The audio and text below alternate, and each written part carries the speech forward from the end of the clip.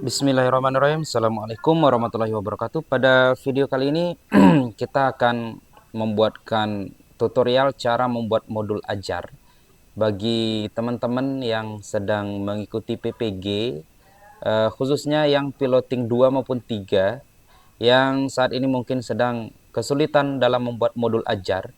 Di sini akan kami berikan sedikit contoh yang bisa Bapak Ibu semua gunakan dalam referensi pembuatan modul ajar. Ini contohnya kita akan membuatkan modul ajar pendidikan Pancasila kelas 1 ya, fase A ya, fase awal betul. Nah, di sini seperti biasa buatkan identitas Bapak Ibu guru, kemudian di sini silakan identitas universitasnya ya. Oke, kita langsung ke informasi umum Bapak Ibu. Yang pertama itu identitas modul ajar. Nama Bapak Ibu sekalian silakan ditulis, kemudian instansi Bapak Ibu, kemudian di sini mata pelajaran pendidikan Pancasila, lalu jenjang sekolahnya SD sederajat, lalu kelas 1 fase A ya. Kemudian alokasi waktu kan kalau untuk SD itu 70 menit atau 2 JP, karena untuk proses kita PPG itu untuk SD itu 2 JP-nya 70 menit, untuk SMP itu 2 JP-nya 80 menit. Kalau untuk SMA itu 2 JP-nya 90 menit. Oke. Di sini langsung masuk ke kompetensi awal ya. Nah, yaitu tentang peserta didik dapat mengenal karakteristik dan ciri-ciri fisik lingkungan rumah. Lalu di sini juga peserta didik dapat menyebutkan contoh perilaku dan sikap yang menjaga lingkungan sekitar serta mempraktikannya di rumah dan di sekolah. Lalu ada profil pelajar Pancasilanya ya, seperti beriman dan bertakwa kepada Tuhan Yang Maha Esa, gotong royong, mandiri, berpikir kritis dan kreatif. Lalu di sini yang bagian D-nya media, alat dan sumber pembelajaran. Media pembelajarannya saya menggunakan video, kemudian alatnya laptop, LCD atau proyektor, papan tulis atau whiteboard. Lalu sumber pembelajarannya pastinya buku pendidikan Pancasila. Di sini ada target peserta didiknya. Di sini saya isi dengan peserta didik reguler kelas 1. Lalu di sini ada model pembelajarannya. Di bagian model ini saya buat itu karena menggunakan PBL ya. Berarti di sini ada problem based learning. Kemudian pendekatannya saintifik saya buat. Bapak Ibu boleh menyesuaikan, bisa menggunakan pendekatan diferensiasi, TARL ya, atau UBD dan lain sebagainya. Kemudian moda pembelajarannya tatap muka ya, atau luring. Nah, kemudian masuk ke kompetensi inti. Kemudian di sini ada capaian pembelajaran. Nah, pada akhir fase ini, peserta didik dapat mengenal karakteristik dan ciri-ciri lingkungan rumah. Ia dapat menyebutkan contoh perilaku dan sikap yang menjaga lingkungan sekitar serta mempraktikannya di rumah dan di sekolah. Lalu masuk ke tujuan pembelajaran ya. Di bagian tujuan pembelajaran ini, Bapak Ibu, di sini ada keterangan C, ada A, lalu ada B, lalu ada D. Nah, sebelum masuk ke saya sebutkan tujuan pembelajaran, yang ini A, B, C, dan D ini itu adalah salah satu yang harus dilakukan oleh guru dalam menetapkan tujuan pembelajaran. A, B, C, D itu apa? A itu audience ya Bapak Ibu, B itu behavior, C itu condition, D itu degree. Nah, ini langsung saya terapkan di sini. Jadi, melalui tayangan PPT berarti C itu condition. Berarti kondisinya itu kita menjelaskan melalui PowerPoint seperti itu. Nah, kalau di dalam video berarti buatlah. Nah, melalui tayangan video berarti C seperti itu, ya. Lalu peserta didik dapat. Nah, peserta didik ini disebut dengan audiens ya, audiens kita. Lalu menyebutkan dan menuliskan bagian-bagian dari rumahnya serta cara membersihkan rumahnya. Ini adalah B, behavior ya. Berarti tempatnya seperti itu. Lalu degree itu bisa kita buatkan dengan baik, dengan benar, dengan tepat ya, seperti itu. Jadi, ini adalah tujuan pembelajarannya. Nah, melalui diskusi, berarti itu adalah kondisinya. Seperti itu ya Bapak Ibu. Lanjut, setelah tujuan pembelajaran, pemahaman bermaknanya. Nah, di sini pemahaman bermakna yang saya buat itu, rumah memiliki fungsi sebagai tempat tinggal. Sekitar lingkungan rumah harus memiliki lingkungan. Oke, harus memiliki lingkungan yang bersih dan aman dan nyaman seperti itu. Lalu pertanyaan pemantiknya. Nah, di pertanyaan pemantik ini Bapak Ibu, berarti ini diberikan di awal pembelajaran sebelum materinya masuk seperti itu ya. Di sini pertanyaan pemantik itu boleh macam-macam, bisa 1, 2, 3, terserah ya. Yang penting sesuai dengan materi ajar kita seperti itu untuk mengetahui siswa kita itu atau untuk merangsang peserta didik kita itu untuk siap untuk belajar. maka kita buatlah pertanyaan pemantik. Oke. Lalu kegiatan pembelajaran, di sini ada kegiatan pendahuluan. Pendahuluannya di sini saya buatkan 10 menit. Jadi di dalam 10 menit itu semuanya itu berhubungan dengan pendahuluannya. Oke. Yang pertama, guru memulai pembelajaran dengan memberi salam dan peserta didik menjawab salam. Contohnya seperti ini ya kalau kita implementasi di kelas. Assalamualaikum, gitu ya. Waalaikumsalam. Nah, itu kan peserta didik kita. Kemudian guru menanyakan kabar. Nah, bagaimana kabarnya hari ini anak-anak? Nah, sehat, siap untuk belajar. Nah, seperti itu ya.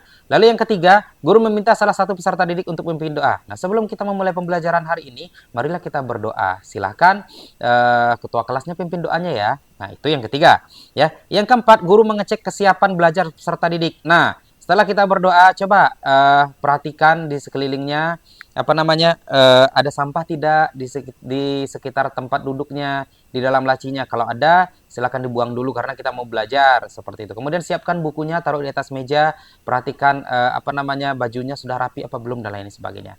Nah, kemudian yang kelima, baru memeriksa kehadiran peserta didik dengan cara mengabsen satu persatu boleh, atau menanyakan misalnya, oke, ibu absen dulu ya, atau bapak absen dulu ya. Ada yang tidak hadir hari ini? Hadir semua, nihil. Nah, seperti itu ya. Kemudian yang keenam, guru bersama peserta didik menyanyikan lagu.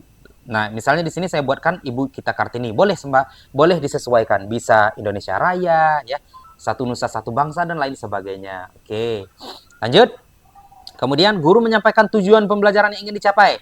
Tujuan pembelajaran ya. Jadi tujuan pembelajarannya kan ini nih. Nah, ini. Nah, ini disampaikan seperti itu ya. Setelah tujuan pembelajaran, nah, guru memberikan motivasi dan manfaat yang akan dipelajari dari materi itu. Nah, seperti itu. Nah, baru disinilah buat pertanyaan pemantiknya ya Bapak Ibu ya. Pertanyaan pemantik. Nah, di sini. Pertanyaan pemantiknya itu yang mana? Yang ini ya. Ini kita copy. Kemudian kita taruhlah di bagian sini Bapak Ibu ya. Oke. Nah, setelah memberikan motivasi tadi Bapak Ibu, barulah membuat pertanyaan pemantik ya, atau kita berikan pertanyaan pemantik. Coba Ibu mau tanya, misalnya kan seperti itu. Dapatkah kalian menyebutkan berapa jumlah ruangan yang ada di dalam rumah kalian? Ya, seperti itu ya. Nah, ruangan apa saja yang ada di rumah kalian? Nah, ini contoh sederhana ya. Lanjut, kalau setelah kegiatan pendahuluan selesai, barulah masuk ke kegiatan inti. Kalau PBL itu sintaknya kan ada 5. Yang pertama itu orientasi siswa pada masalah. Nah, di sini guru menayangkan video pembelajaran pendidikan Pancasila. Nah, ini bisa Bapak Ibu dapatkan melalui apa? Melalui YouTube. Nah, kemudian linknya tempelkan di sini Bapak Ibu ya. Ini namanya TPACK, Technological, Pedagogical, dan Content Knowledge ya. Lalu setelah menayangkan video, barulah guru menjelaskan materi. Nah, Bapak Ibu jelaskan lagi materi secara rinci di sana ya. Materi yang sudah ditayangkan melalui video itu dijelaskan kembali. Kemudian tanya, ada yang mau bertanya apa belum? Nah, kan ada siswa yang mau nanya, dijawab. Kemudian diberikan penjelasan lagi yang lebih detail. Nah, kalau sudah selesai, sudah paham semua, lalu masuk ke sintak kedua, yaitu mengorganisasi siswa. Caranya bagaimana? Jadi langkah yang pertama itu kita bagikan dulu siswa itu ke dalam beberapa kelompok. Misalnya mau 3 kelompok buat, mau 4 boleh ya. Setelah kita bagikan, baru langsung bentuk kelompoknya atau duduk per kelompok. Oke? Setelah duduk berkelompok, kita bagikan LKPD-nya. Setelah itu, kita jelaskan cara mengerjakan LKPD-nya. Lalu peserta didik itu menanyakan. Kalau ada LKPD yang tidak paham, mereka bertanyakan. Kemudian kita jelaskan. Oke?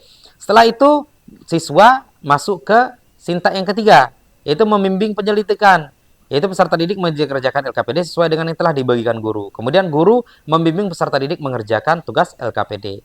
Lanjut ke sintak keempat, mengembangkan menyajikan hasil, yaitu peserta didik secara berkelompok menyelesaikan tugas LKPD, lalu guru bersama peserta didik melakukan ice breaking, lalu peserta didik menyelesaikan pengerjaan LKPD sesuai dengan waktu yang sudah diberikan, lalu peserta didik secara bergantian setiap kelompok menyajikan hasil di depan kelas. Ini presentasi ya Bapak Ibu ya.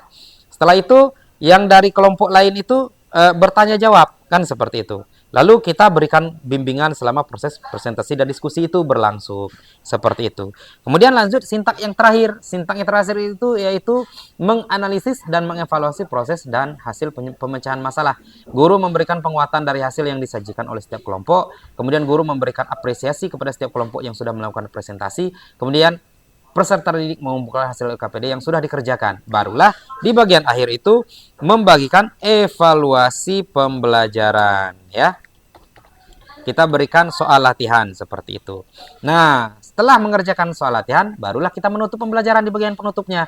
Kita berikan refleksi dulu ya Bapak Ibu. Guru memberikan refleksi pembelajaran bersama peserta didik. Caranya gimana?